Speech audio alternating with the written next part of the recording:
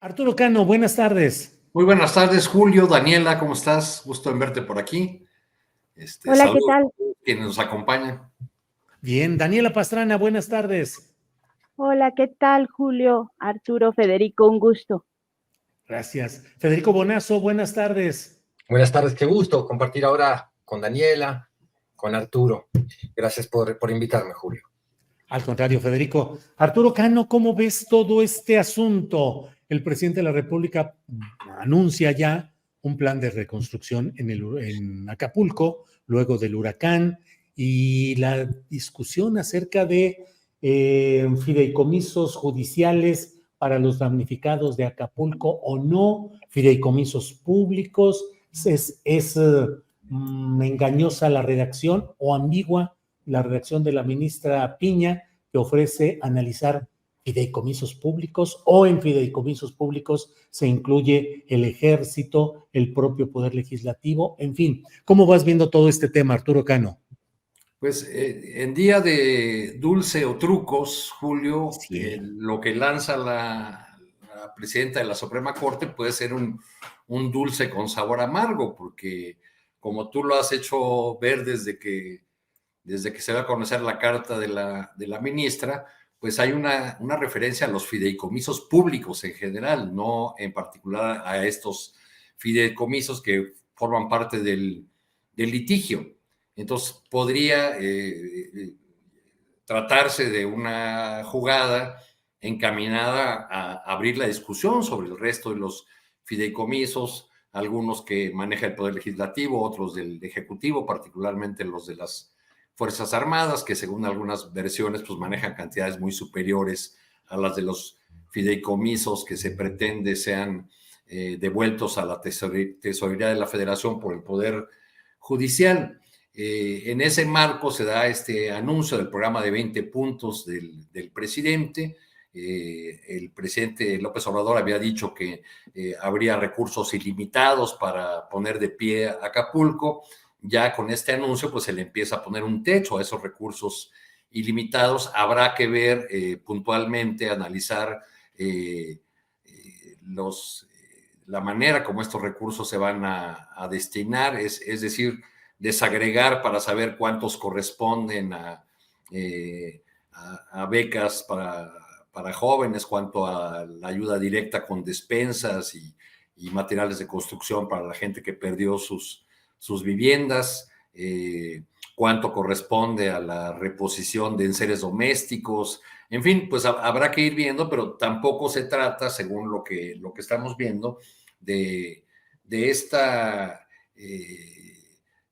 falta de recursos o ausencia total de recursos que se anunciaba desde el flanco del Círculo Rojo, ¿no? De que no habrá más que cacahuates para Acapulco, cosas por el estilo.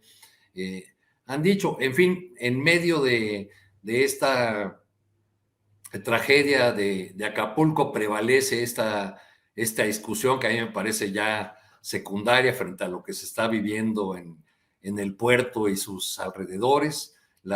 Como siempre ocurre con estas desgracias, la atención se centra en la zona hotelera, en los lugares donde es más fácil llegar, y poco a poco nos vamos enterando de cómo está la situación en las comunidades más alejadas, en las colonias populares, donde, como bien decía Jacobo en su reporte, pues la gente tiene que moverse durante más de 1 hora, 2 horas para llegar por agua, por una pequeña despensa. En fin, nos seguirá dando en los siguientes días pues mucho de qué hablar la situación grave de Acapulco, y las piezas se comienzan a acomodar en cuanto a la ayuda gubernamental sin que cese pues la difusión de calumnias, de mentiras, de exageraciones, de inventos que hemos visto a granel durante estos días, por desgracia.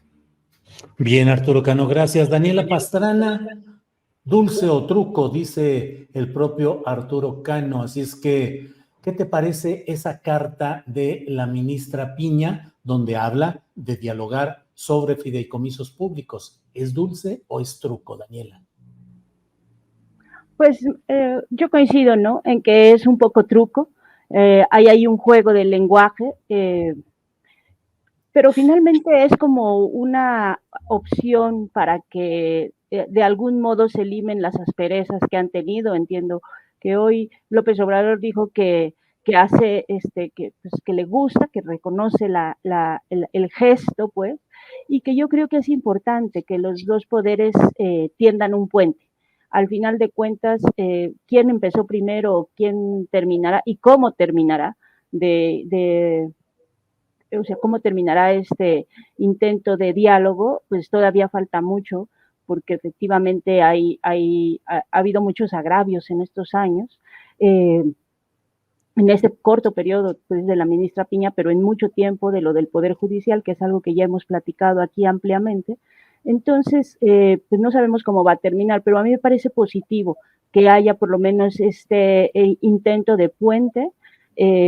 Ya iremos definiendo, y no creo que tampoco el gobierno federal y el presidente López Obrador pues es todo menos ingenuo como para que como para que no cachen si hay algún truco antes de cualquier tipo de diálogo, pero me parece que el hecho de que puedan dialogar y que pueda destinarse el recurso que se requiera para la reconstrucción, y, como bien dice Arturo, no solo de Acapulco, sino de toda la periferia y de comunidades a las que todavía no sabemos realmente el nivel de daños. La devastación fue tan grande, los hoteleros hablan de que requerirán como 2 años para recuperarse, pero todo lo demás pues es un nivel de daño muy grande. Entonces, digamos que todo lo que se pueda hacer de buena fe para apoyar la reconstrucción me parece bueno. Y digo de buena fe, Julio, porque pues lo que hemos visto lastimosamente en estos días ha sido pues como la reedición de lo que vimos en algún momento de la pandemia, que es el uso político de una tragedia y que me parece eso sí muy, muy, muy lamentable, ¿no? Toda la desinformación y todo el no trabajar para cooperar, en el que parece que a algunos se les olvida o les deja de importar la tragedia que se está viviendo allá y pues lo aprovechan para cobrarle culpas, ¿no? O pasarle el costo al gobierno federal, sobre todo. Bien, gracias, Daniela. Federico Bonazo, ¿qué opinas de este tema de la carta de respuesta de la ministra Piña al presidente López Obrador? Y un elemento que no hemos mencionado, el hecho de que ya un juez federal concedió un amparo provisional que establece que no se devuelvan los recursos de esos fideicomisos a la Secretaría de Hacienda. Es el amparo apenas provisional, no es el definitivo, y aún así todavía habría un largo trecho jurídico por recorrer, pero bueno, es un primer indicio de lo que puede ser la postura del propio Poder Judicial respecto a este tema. Federico, ¿qué opinas en general de todo esto? Claro, es un capítulo más de esta pugna política, mucho menos institucional que política que estamos viendo, ya ni siquiera entre dos poderes, el Ejecutivo y el Judicial, sino entre dos individuos que los encarnan. Norma Piña, que es esta versión conservadora que tenemos del Poder Judicial, a diferencia de lo que pudo haber sido Saldívar, y el presidente López Obrador. Entonces, en esta pulseada, que quién juzga cómo quién va ganando esa pulseada, pues la opinión pública, se tiran guiños, chicanas, disimulan. Por ejemplo, la ministra cuando propone que sí se usen los fideicomisos, usando este subterfugio de no decir de cuáles se habla sin definirlos, le pasa la jugada de ajedrez al presidente. La ministra dice, bueno, está bien, todos dicen que el presidente es un gran ajedrecista. ¿Quién es? Bobby Fischer o Capablanca. Bueno, yo soy Capablanca. Entonces aquí te va otra jugada de ajedrez con la cual lo que te pongo a ti es la pelota otra vez en tu tablero para que tengas que moverte ante esa opinión pública que está juzgando nuestra pulseada y lograr seguir conquistando los pequeños espacios que son mucho más, no sé, baratos o poco importantes de lo que, a menos interpreto yo, en este asunto puntual podrían ser, representar para el bien público. veremos con qué sale. Sabíamos que a esta jugada política la iba a acompañar una jugada judicial, que es la del amparo. Es decir, el amparo pone al descubierto cómo se mueve esa familia judicial. Entonces, sí, yo creo que en todos los ámbitos que podemos analizar ahora, o como un paréntesis conceptual, nos vamos a topar con dos males muy, muy grandes. Uno es la pérdida absoluta de los escrúpulos, es decir, el valor ético en tantos ámbitos, lo estamos viendo en el mundo, lo estamos viendo en México, se ha devaluado muchísimo. Ya no interesa tanto ante esa opinión pública que después son electores y que hay que convencer, las posturas éticas, podemos ver cualquier tipo de barbaridades. Y luego la polarización de la discusión, este reduccionismo binario que yo siempre lo denuncio, termina haciendo que muchas veces los ciudadanos nos preocupemos por estas nimiedades, que si le dijo lo del fideicomiso, que si no se lo dijo. El presidente está en la tarea de exposición, de privilegios, de tantas estructuras e instituciones del Estado mexicano que yo creo que es saludable, pero por otro lado deberíamos, ante una catástrofe como la de Acapulco, dejarnos de juegos y pasar rápidamente a la acción del Estado en la mayor ayuda posible y a la mayor velocidad posible. Yo así lo veo un poco. Bien, gracias. Arturo Cano. Arturo, entre otros de los temas de estas horas está el que ya abordamos hace un ratito con Alberto Scorsia, el uso de inteligencia artificial, dicen, entre ellos el propio Martí Batres, para generar apariencias, para generar videos, audios que establecen palabrería o posturas contrarias a las que realmente tienen esas personas. Scorsia asegura que es adulterado el audio que está caminando en el cual Martí Batres estaría dando instrucciones para boicotear a García Harfuch y apoyar a Clara Brugada. Por cierto, si me permiten, si ya está, Santillán, pongamos el anuncito para quienes quieran cooperar con Alberto Scorsia. Ahí lo pueden ver. Súbele un poquito ahí para que se pueda ver. Ahí está el dato. Ahí pueden hacer depósito bancario, ahí está la cuenta clave, el banco, a nombre de Alberto Scorsia, enviar comprobante, todos los datos. Le pueden tomar una fotografía, quienes quieran tener los datos, tener una fotografía para luego reproducirlos o asomarse a la página de él, que es En lo que sigue, así se llama la página de él. Bueno, gracias por esto. Entonces, Arturo, ¿qué te parece esta guerra tecnológica de adulteraciones en terreno como lo que está sucediendo en la Ciudad de México, Arturo?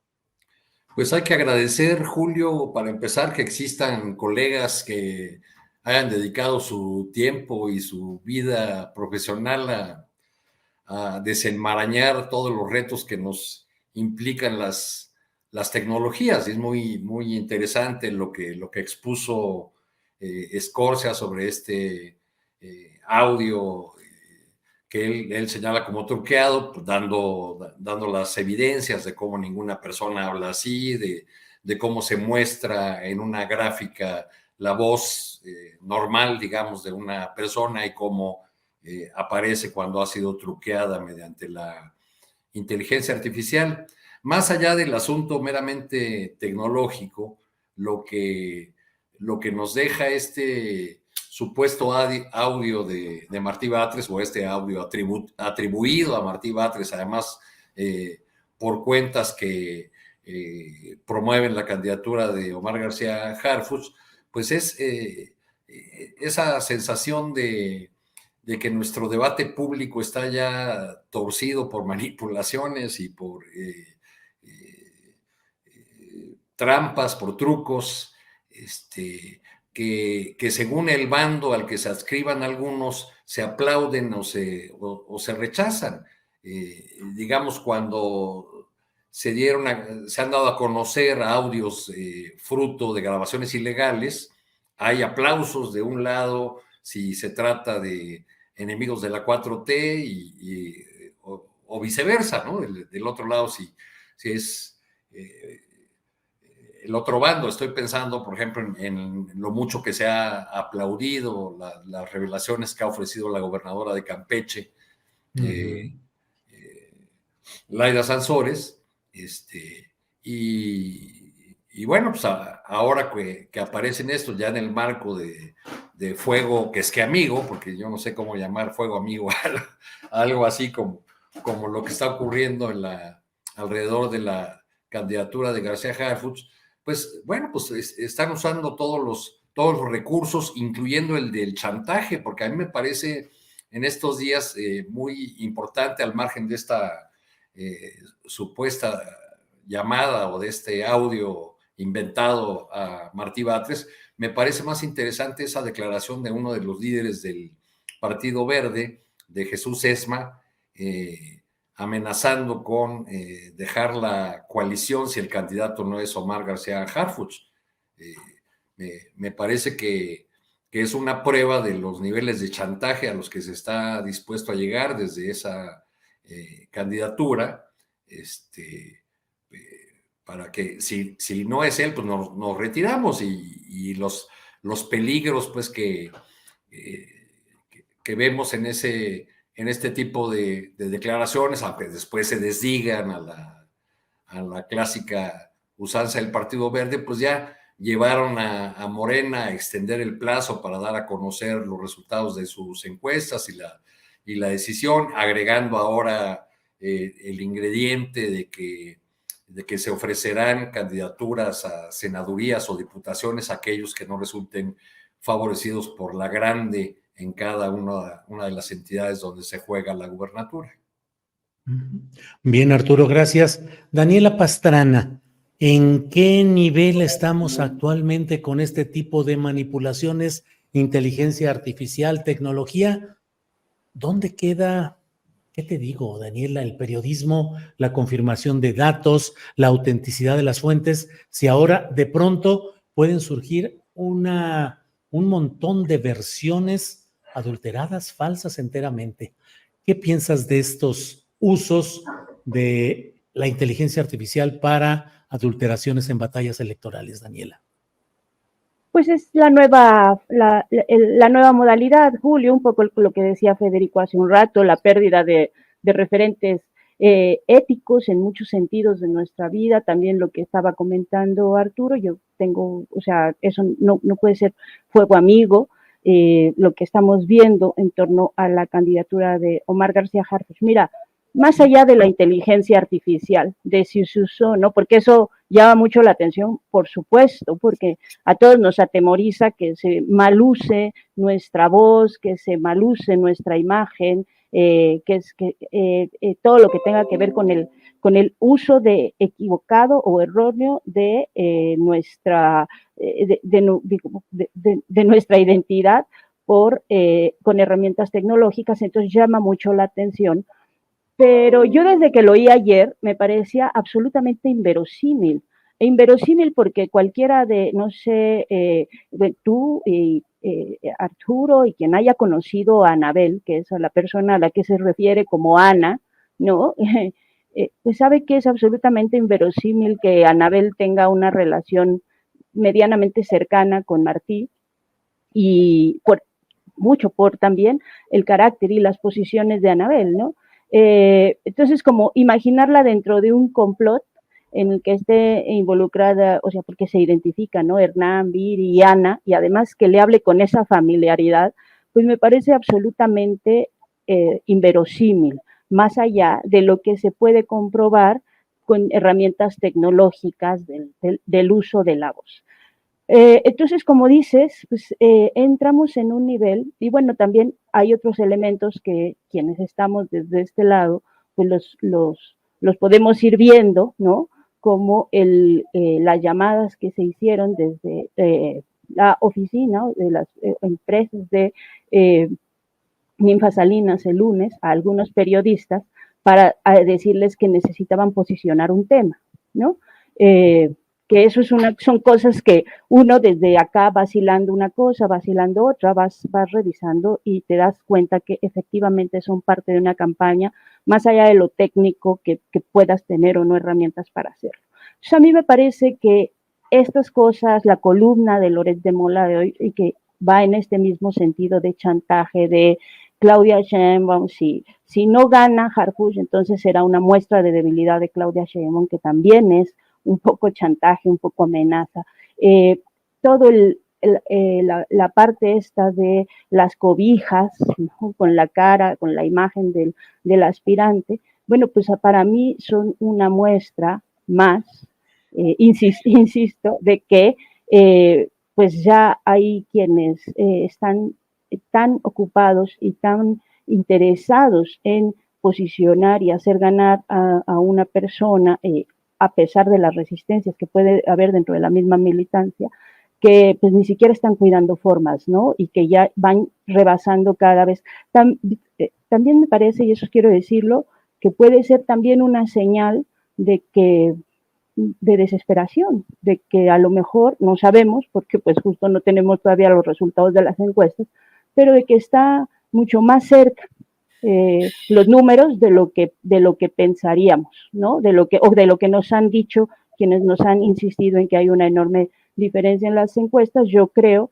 que todas estas cosas que hemos visto en las últimas semanas, pues pueden ser una señal de que la contienda está mucho más pareja de lo que nos han hecho creer. Bien, gracias. Federico Bonazo, ¿cómo ves este tema? Inteligencia artificial, guerra sucia, tecnológica y la batalla, chantaje, o en qué fase vamos en la Ciudad de México respecto a candidatura al gobierno por parte de Morena. Federico. Me interesa particularmente el tema de la inteligencia artificial porque soy un fanático de la ciencia ficción. Nunca olvidaré la impresión de cuando vimos Terminator, allá en mi adolescencia, y hay una escena muy brutal en Terminator donde le explican a uno de los personajes que esta computadora que toma el mundo toma conciencia de sí misma en una fecha, y esa descripción tan vívida de un ser absolutamente digital, mecánico, que tome conciencia de sí y que haga de esa conciencia la destrucción del mundo, me impresionó mucho. Y es un tema que he seguido bastante. Ahora las últimas notas de tipos como Harari o este otro funcionario de Google que renunció porque se dio cuenta de que la inteligencia artificial lo estaba manipulando emocionalmente. No te estoy hablando de como el caso de Martí Batres, que es claramente un audio falso, donde unas personas usaron inteligencia artificial y aparte hicieron edición en estudio y lo subieron en las redes para el golpeteo político. Te estoy hablando de un funcionario alto cargo de Google que renuncia porque se da cuenta que la propia inteligencia artificial, no el que diseña el algoritmo, lo manipuló a él. Es un tema que me fascina, porque está el futuro de la humanidad de por medio. Recuerdo hace unos meses que llega un amigo músico y me dice, oye, ¿ya escuchaste Yesterday cantada por Freddie Mercury, el cantante de Queen? Y yo digo, eso es imposible. Nunca cantó Freddie Mercury. Me dice, sí, escúchala. Entonces la escuché y aunque todavía notas las deficiencias, sobre todo quienes somos músicos, nos dedicamos al estudio del audio, te das cuenta. Pero es impresionante porque estos son los inicios de una tecnología cuyos alcances no podemos en este momento calibrar bien. Y me quedé impresionado y dije, bueno, pero si se puede hacer que Freddie Mercury cante Yesterday, se va a poder hacer cualquier cosa, y a los 2 meses posteriores nos enteramos que los Beatles van a sacar un disco con la voz de John y de George Harrison que están muertos. Entonces, hoy yo a mi amigo, a mi colega de mi estudio donde yo trabajo, Alex García, le pedí también, le dije, oye, voy a salir ahí con Astillero, hazme un estudio del audio de Martí Batres, por favor, analicemos las frecuencias, el rango dinámico, todos los parámetros que nos ayudan a nosotros a entender de qué se trata. Y es una trampa no tan bien urdida como podría. Es más, se me ocurrió a mí, porque ya hay herramientas de inteligencia artificial tremendas y con el conocimiento de manipulación y edición de audio que nosotros tenemos, se me ocurrió hacer unos juegos, por ejemplo, qué sé yo, poner a Joe Biden denunciando el genocidio en Gaza, no estaría mal, o no sé, algún amigo que sea de las Chivas inventarle un audio de que en el fondo es un americanista de closet. No sé, se puede hacer cualquier cosa.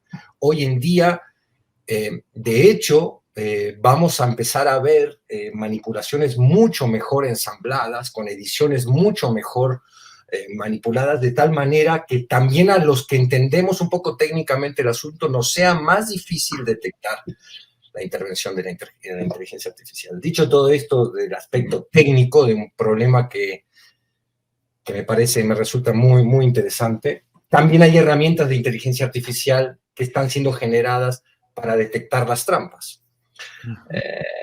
Lo que yo no puedo creer es que se use con este nivel de falta y de rigor, y falta absoluta de escrúpulos, herramientas tan peligrosas. Porque además está esta ley de que mucho más fácil es instalar, se requiere mucha menos energía instalar una mentira que la que se requiere para desarmar. Entonces, en lo que los técnicos salen a decir esto es un invento, no, porque luego va a pasar con la imagen, ahora son audios, pero en algún tiempo lo vamos a ver con la imagen. Entonces, bueno, es muy importante que haya una cultura de desenmascaramiento de este tipo de trampas que van a estar siempre usadas por estas bandas que han perdido cualquier noción ética, ¿no? Y una democracia que pierde ciertas reglas del juego éticas, cierta lealtad, también se deteriora. Yo creo que eso es absolutamente preocupante. Bien, Federico, gracias. Mira lo que son las cosas, Arturo Cano, a reserva de pasar a otro tema, pero ya tienen incluso una imagen del Tuco, todos unidos contra Omar. Por favor, la imagen que tenemos ahí. Mira, Tuco, todos unidos contra Omar. Ahí está Clara Brugada, Sabina Berman, Viridiana Ríos, Hernán Gómez, Martí Batres, Jesús Ramírez Cuevas y un tal Astillero. La mafia de los radicales. Lo coloca Hugo Torres Sumaya y dice, qué fuerte. Hugo Torres Sumaya, cuya cuenta es abiertamente promotora de la candidatura de Omar García Harfuch y que, según algunas versiones, forma parte o tiene alguna relación política con Víctor Hugo Romo. Lo cierto es que está ahí, todos unidos contra Omar, la mafia de los radicales. Arturo Cano, ¿cómo va esta lucha de puros contra radicales y cómo pensarla o aplicarla en lo que viene ya en las candidaturas a senadurías y diputaciones federales, que ya está ahí avanzando la convocatoria, y las que vienen para presidencias municipales y diputaciones locales, la feria de la candidatura? ¿Qué opinas, Arturo? Pues primero, para engancharme en lo que estaba diciendo Federico, porque me vino a la mente esa imagen, no puedo dejarla de lado, me quedé pensando en que si no ya vimos todo sobre la inteligencia artificial cuando vimos a Del Mazo como gobernador del Estado de México. Era un holograma gobernando o aparentando como que se movía y como que hablaba y tomaba decisiones. ¿Cierto, Sí, Arturo? Sí. Y ahora, a propósito de esa imagen donde te incluyen como no los radicales, pues habría que decirles que les faltó ahí un cabecita blanca, les faltó ahí López Obrador, porque si alguien ha hablado, y no una, sino varias veces, y en algunos discursos importantes de fechas emblemáticas, ha usado el concepto de un cambio radical, ese ha sido Andrés Manuel López Obrador. Cuando ha hecho piezas oratorias en las que habla de no zigzaguear, de anclarse en la izquierda, de mantenerse en los principios. Pero bueno, pues este es un recurso que han utilizado a lo largo de todo el sexenio diversos políticos de la oposición para referirse a algunos sectores de Morena, según ellos los más refractarios al diálogo, a tender puentes con la oposición, pero también destacados militantes de Morena han usado este tipo de expresiones. En el Senado de la República, por ejemplo, Ricardo Monreal durante mucho tiempo instaló en los periodistas, o en una buena parte de periodistas que cubren esa fuente y en columnistas, la idea de que todo aquello que no dejaba fluir los acuerdos en el Senado era culpa de los duros de Morena, de los radicales de Morena, ¿no? Entonces, esto ha venido a convertirse, ese tipo de expresiones, como en una mala palabra o como en algo que no... como en algo que marca para mala una corriente de opinión dentro de la Cuarto T, cuando debería ser, por el contrario, un motivo de orgullo ser parte de los radicales, de los que no zigzaguean, de los que permanecen anclados en la izquierda o en los principios que dieron origen a su movimiento. Pero bueno, pues así ha sido este hilo narrativo ahora para favorecer a la campaña de Omar García Harfuch. Recuerdo un anuncio muy similar a este que nos mostraste hace un momento, Julio, contra Claudia Sheinbaum, ¿no? Cuando comenzaron esas semanas de la interna morenista, la Ciudad de México fue tapizada por unos carteles así, rojo, negro, donde se tachaba a Claudia Sheinbaum de ser la dura o la parte radical del movimiento de la 4T. Entonces, pues ahora son los mismos ingredientes. Con respecto de las listas que vienen, pues lo que estamos viendo es que asoma la operación cicatriz por anticipado, y ya están repartiéndose al menos las intenciones de garantizar espacios a aquellos que no logren quedar en la encuesta, sea porque no figuran en esos ejercicios demoscópicos con buenos números, o sea porque en la entidad en cuestión se decida por la cuestión de género que sea una mujer la candidata. Entonces, bueno, parece ser que todos estos ingredientes de los que hemos estado hablando desde que comenzó este segmento son apenas probaditas de lo que se nos viene hacia 2024 y de cuán complicada, sucia, tremenda va a ser la guerra electoral. Bien, Arturo Cano. Daniela Pastrana. Daniela, déjame compartir este tuit que ha puesto Hamlet Almaguer, el diputado federal de Morena. Dice: Movimiento Ciudadano impugnó el acuerdo del INE que obliga a los partidos políticos a postular 5 mujeres a las gubernaturas.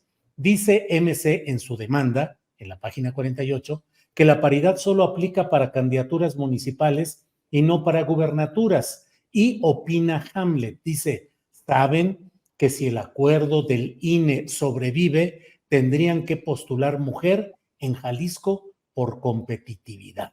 Híjole.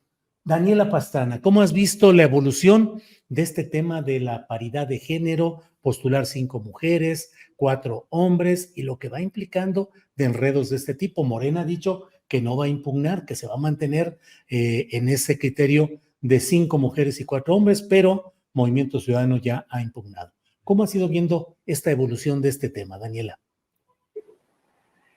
Es un tema, a ver, que por supuesto, y creo que es un tema que muchas mujeres hemos peleado durante muchos años, el tema de la paridad, que es la primer puerta y el acceso a poder tomar o tener cargos de decisión importantes.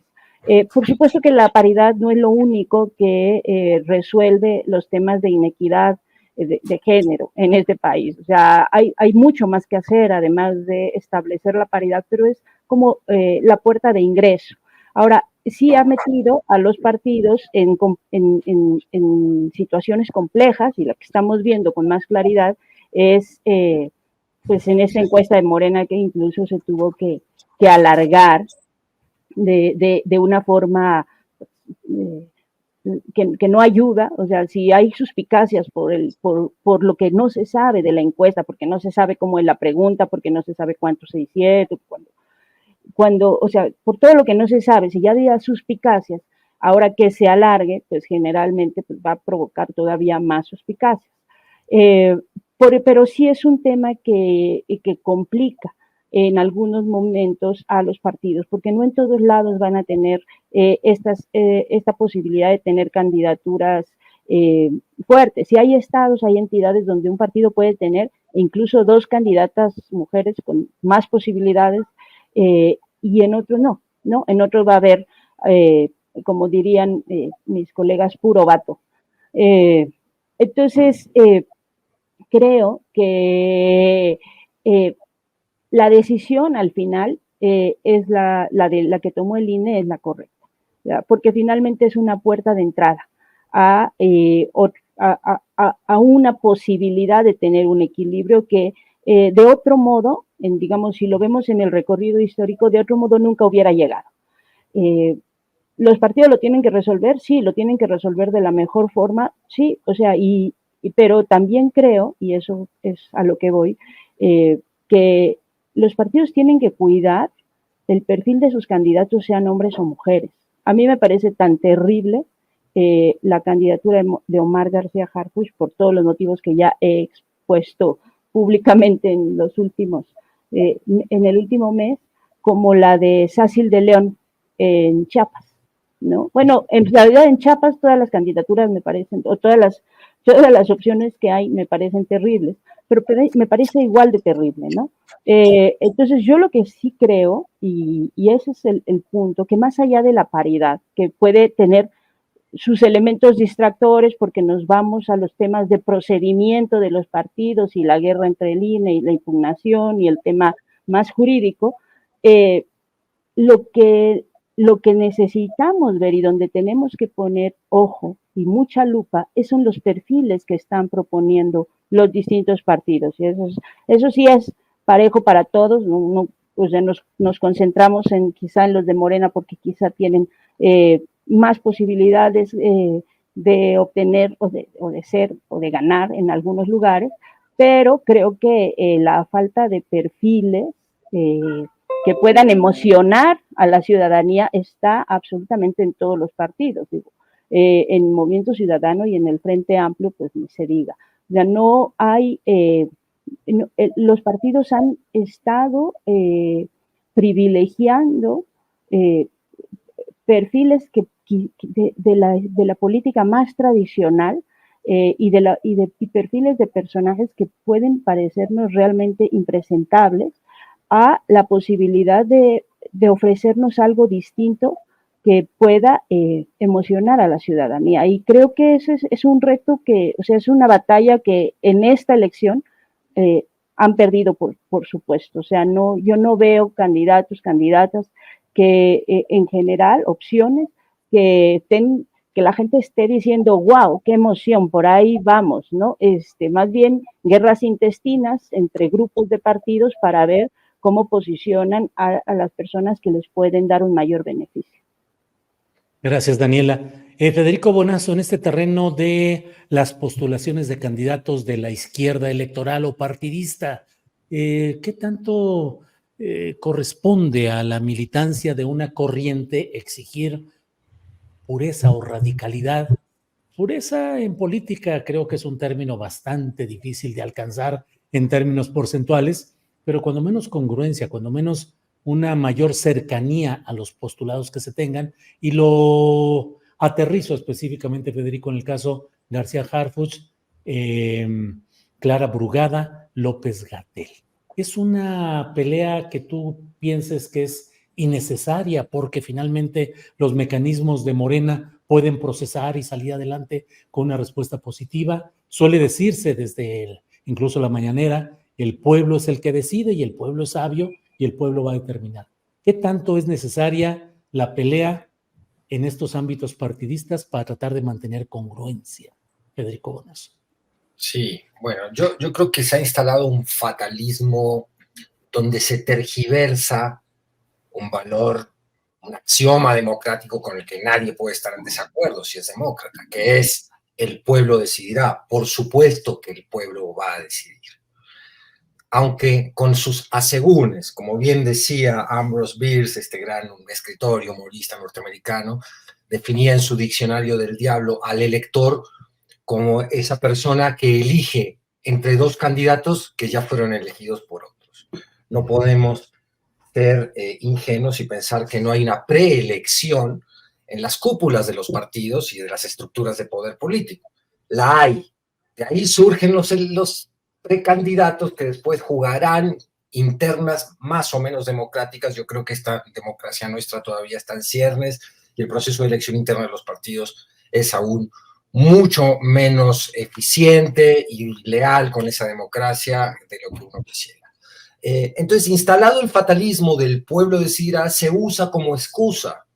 Y lo usan todos los candidatos, los más inteligentes, los menos candidatos, los menos inteligentes. Yo acabo de ver la entrevista que le hicieron los periodistas a López-Gatell, donde también dice este mantra, ¿no? De ya el pueblo decidirá. Sí, y que él no quiere expresarse mal de ninguno de sus compañeros, lo cual se entiende porque comparten espacio político. Pero ¿qué significa en el fondo esto? Que se desestima e incluso se critica a quienes promueven acciones de discusión pública donde se pueda valorar lo que representan los candidatos en términos reales.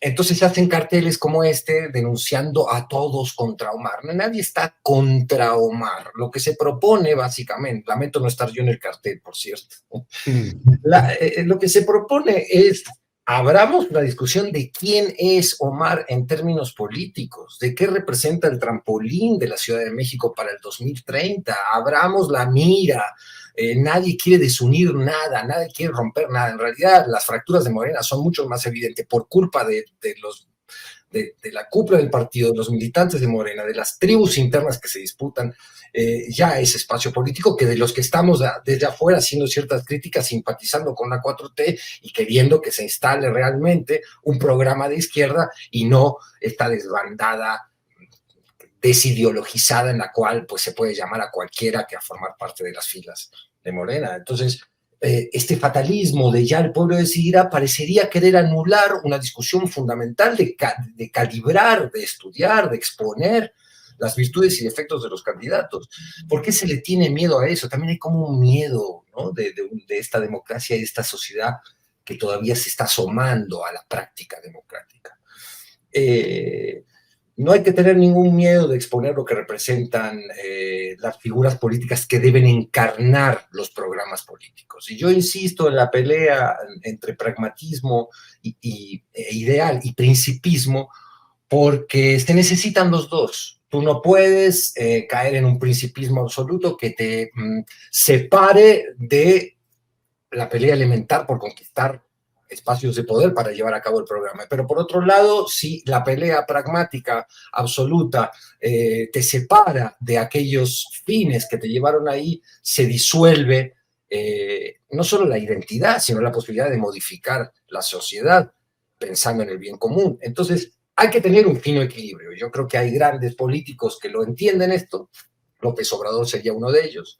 Yo creo que ha mandado bastantes indirectas en contra de García Harfuch. El que las quiera leer, las podrá leer, el que no quiera, no. Pero también me preocupa esta democracia show teatral, hollywoodense, que parece más de los premios Oscar que un proceso democrático donde se dirime el futuro del país o de la conducción de un pedazo del país, donde un tipo como Harfuch puede, a través de una campaña que exalte sus virtudes físicas, que exalte esta cosa de Batman como la necesidad de un guardián que nos cuide de la inseguridad, ese ente que es la inseguridad del cual los ciudadanos tampoco tienen nada que ver, serían solo víctimas. Pues no, la sociedad tiene que analizar profundamente qué pedazo de culpa le tocan en las calamidades que está viviendo. Este guardián, Harfuch, este buen mozo guardián, pues tiene hoy las preferencias del voto según hablan las encuestas, aunque Gatell bien ha dicho, por favor tomemos en cuenta las últimas encuestas, porque mi candidatura o precandidatura ha ido ganando fuerza, si lo estamos leyendo nosotros, y quisiera tener la oportunidad de competir en una igualdad de condiciones. Gatell hizo una denuncia muy fuerte a Morena ayer, él que es tan prudente, tan cauto, que promueve siempre la unidad, habló de arreglos cupulares, habló de viejas prácticas del priismo que debíamos desterrar, que cómo las estamos practicando nosotros. Yo le recomiendo al público que vea la entrevista con los periodistas, donde desde un tono muy moderado, lo que dice es muy fuerte. Bien, Federico, muchas gracias. Arturo Cano, ya vamos encaminándonos al final del programa. pero mira, Reforma y reproducido en varios medios está informando que Marco Cortés ya les dijo a los integrantes del Comité Nacional del PAN el lunes pasado que el Frente Amplio por México va a presentar candidaturas de hombres a los gobiernos de la Ciudad de México, de Yucatán, de Puebla y de Veracruz, lo cual, de darse así, pues implicaría, según esto, que en la Ciudad de México pudiera ser Santiago Taboada, en Puebla, Eduardo Rivera, alcalde de la capital del estado, en Mérida, en Yucatán, quien fue alcalde de Mérida, Renán Barrera. Serían algunos de los nombres que se están dando. Y que en Veracruz el PRI sería el que pondría candidatura, que sería, para variar, alguien de apellido Yunes, José Yunes o Héctor Yunes. Y que en Jalisco podría ser alguien sin etiqueta partidista, sino más bien una candidatura ciudadana, probablemente de un hombre. ¿Va el todo con fuerza, Arturo Cano? ¿Qué tanta viabilidad le ves a estas precandidaturas si es que avanzan? Que ya se ha platicado mucho sobre ellas. ¿Cómo ves a la oposición, que luego nos olvidamos mucho de ella? ¿Cómo la ves? ¿Cómo va caminando, Arturo? Pues ahí van haciendo sus pininos donde tienen posibilidades o donde creen que pueden mantener posiciones. Yo me he mantenido en contacto últimamente con amigos de Yucatán, por ejemplo, y me dicen que en ese lugar que durante mucho tiempo fue una disputa bipartidista, PRI-PAN, hay una gana muy grande entre los ciudadanos, según les indican las encuestas, de cambio, y que el cambio no es el PAN, porque es el partido que está gobernando actualmente. El PRI tampoco significa gran cosa, de ahí que el desprendimiento de Ramírez Marín pues no ayudó nada a esa eventual candidatura que buscaba el ex senador priista.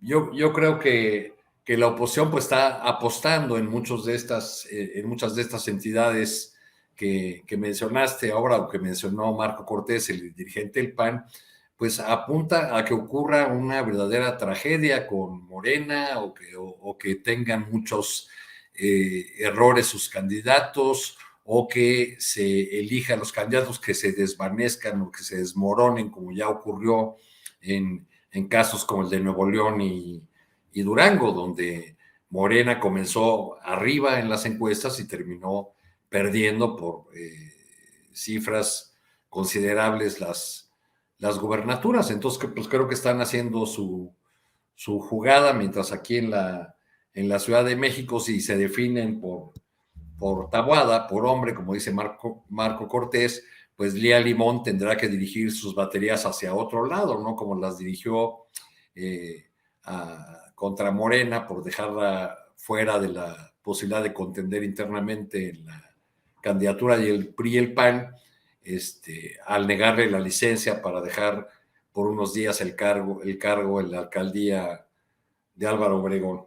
Pero bueno, pues vamos a ir viendo cómo se acomodan estas pretensiones de la oposición de influir en algunos lugares. Y pues lo de Veracruz, pues otro Yunes, ¿no? Qué sorpresa.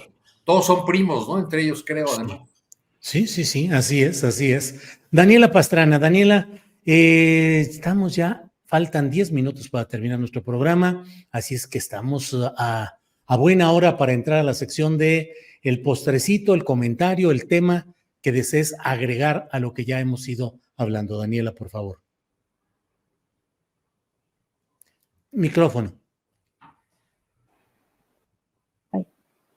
Sí, gracias, Julio. Sí quiero aprovechar para recordarnos que este domingo va a haber la ya tercera marcha en apoyo a Palestina. Ayer hubo señales importantes. Bolivia rompió relaciones con Israel. Lula habló de que es un genocidio. Boric y Petro llamaron a cuentas a sus embajadores, y creo que muchos nos hemos estado preguntando sobre la posición de México.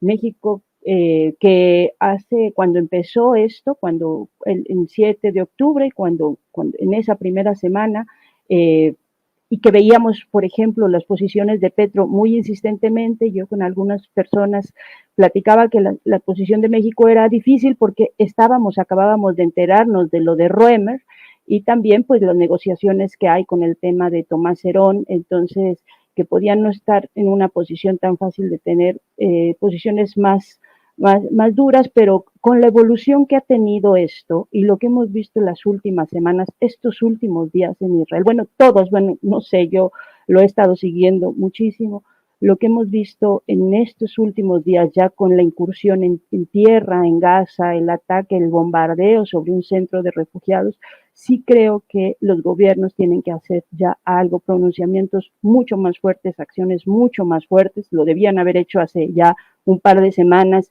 y creo que ahorita no es momento de neutralidad, y que nos toca a nosotros también presionar a nuestras autoridades y a nuestros gobiernos para que hagan algo. Me alegra que haya sido pues América Latina la que esté empezando, porque en Europa no se ve ninguna señal, obviamente en Estados Unidos tampoco, aunque ayer a Blinken le fueron a protestar ahí, y además es quien tendría que hacerlo, pero pues tenemos que hacerlo. O sea, sí creo que ya llega un momento en que es insostenible que los gobiernos se mantengan con neutralidad, y que la única forma de que esto se detenga o tenga posibilidades es que la presión empiece desde abajo a los gobiernos a los otros gobiernos, y al final que la presión sea insostenible para quienes están sosteniendo este genocidio. Bien. Daniela, ¿nos repites domingo en qué lugar, a qué hora esta marcha pro-Palestina? La convocatoria la están haciendo igual el domingo a las 4 de la tarde en el Ángel de la Independencia, como la primera que se hizo hace 2 semanas, y que yo espero que sí vaya muchísima gente. O sea, creo que todos tenemos que estar ahí. Bien, Daniela, gracias. Federico Bonazo, por favor, postrecito, tema que quieras plantear, agregar lo que desees, por favor. Gracias. Quiero continuar con lo que dijo Daniela sobre el tema de Palestina para cerrar, porque siento yo que si hubiéramos sido habitantes de la Segunda Guerra Mundial y en esa circunstancia histórica hubiera habido la posibilidad que tiene hoy la humanidad de recibir la información en tiempo real, ¿qué hubiéramos hecho con el nazismo y los crímenes del nazismo? Nos hubiéramos subordinado a toda una serie de consideraciones económicas, geopolíticas, de conveniencia, de por qué podemos o no podemos decirle a Estados Unidos que deje de apoyar el genocidio y de financiar el genocidio palestino. Yo creo que es urgente asistir a la marcha, cobrar conciencia de lo que estamos atestiguando como humanidad. Si una tragedia, si un crimen de esta magnitud deja ya de conmovernos y hay otras cosas a las que le damos muchísima más importancia, creo que ahí, no sé, ganó un proyecto de indiferencia con el que yo no puedo estar de acuerdo. Ayer renuncia Volker Turk, que es el alto comisionado de las Naciones Unidas para Derechos Humanos, perdón, en una carta brutal que ha pasado desapercibida a la prensa.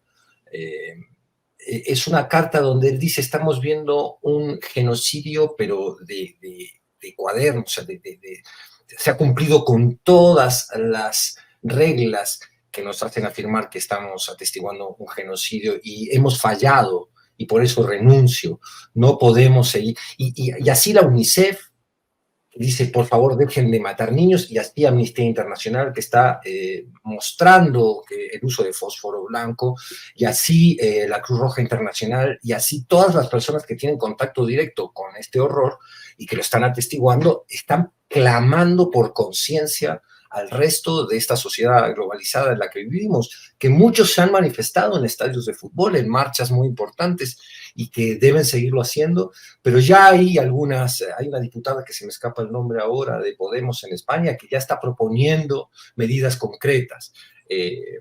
Primero retirar embajadores, después sanciones económicas a Israel, después la rotura de relaciones si fuera necesario. Y hay otras manifestaciones muy importantes, por ejemplo, en Estados Unidos, en una de las fábricas de armamento que fabrica los misiles que usa Israel. En fin, yo creo que si no se mueve la sociedad global, vamos a seguir atestiguando todos los días un horror inconmensurable, estas caras de las niñitas, de los niños palestinos, que en sus ojos tú ves el asombro de quien no entiende lo que le está sucediendo y por qué le está sucediendo. Ya si perdemos la sensibilidad de eso, estamos arruinados como especie, ¿no? Entonces hay que ir el domingo a la marcha, creo yo, sin duda. Bien, Federico, gracias. Arturo Cano, por favor, postrecito. Tu micrófono. Después de las palabras de Daniela y Federico, pues no me queda mucho que agregar. Yo creo que solamente insistir en el llamado de que al gobierno de México, a su diplomacia, a tomar una posición más firme, y espero que esta marcha del domingo sea pues parte de este llamado. No olvidar tampoco que en nuestro país las fuerzas políticas que se colocan del lado del Estado de Israel, aún con las atrocidades que están a la vista de todo el mundo, algún día tendrán que rendir cuentas sobre ese posicionamiento, sobre esa actitud de colocarse del lado del horror. Bien, pues Arturo, muchas gracias. Daniela, Federico, Daniela Pastrana, muchas gracias. Buenas tardes, aquí seguimos. Gracias, Daniela. Muchas gracias, sin gusto siempre platicar con ustedes. Gracias. Federico Bonazo, muchas gracias y buenas tardes. Al contrario, Julio, un abrazo muy fuerte a Daniela, a Arturo y a ti. Arturo, gracias, buenas tardes. Estamos viendo, gracias a todos.